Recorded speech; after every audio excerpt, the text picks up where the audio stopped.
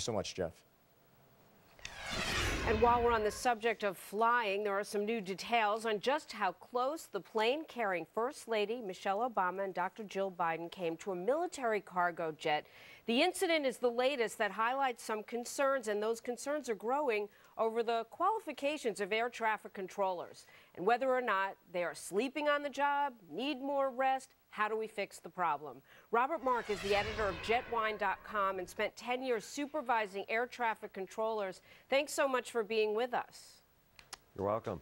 I understand that you believe that air traffic controllers just aren't trained the way they used to be and that they're not as qualified as they were. So sleep or no sleep aside, they just don't have the skill, you believe, to get the job done without these close calls?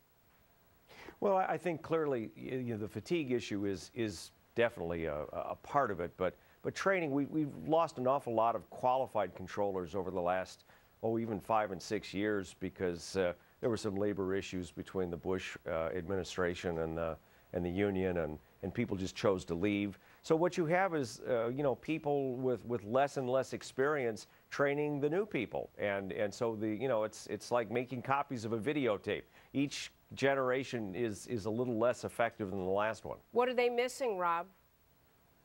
Well, they're just missing the experience of being involved when there's a lot of traffic.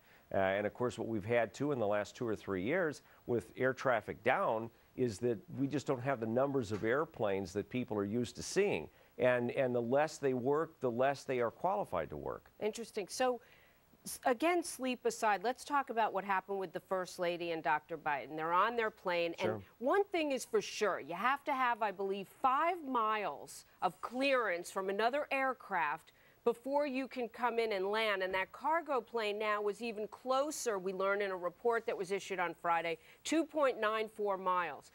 You, I understand, are of the belief that a pilot knows that even that difference they could tell from the cockpit whether the air traffic controller gives them the information or not. Was the pilot at all at fault? Well, I don't know if the pilot was at fault. I don't know if I'd say that. But I mean, on a good day, it's pretty easy for the pilot to determine, because I'm a commercial pilot as well, to determine the difference between, say, 3 miles and 5 miles.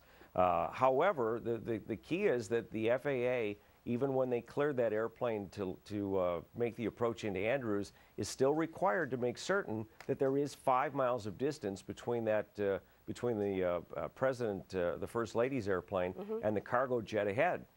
And they just didn't do that. Well, I mean, I don't know what they were doing. And weather can always play an issue, certainly in visibility. I understand aviation. I don't want all the pilots of the future planes I get on to be upset at me for this. And thank goodness it was not an emergency.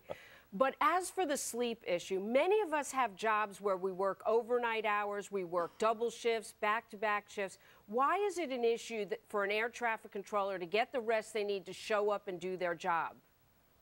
Well, that's a really interesting question, because one issue that I've certainly taken exception to is, again, the schedules are certainly difficult.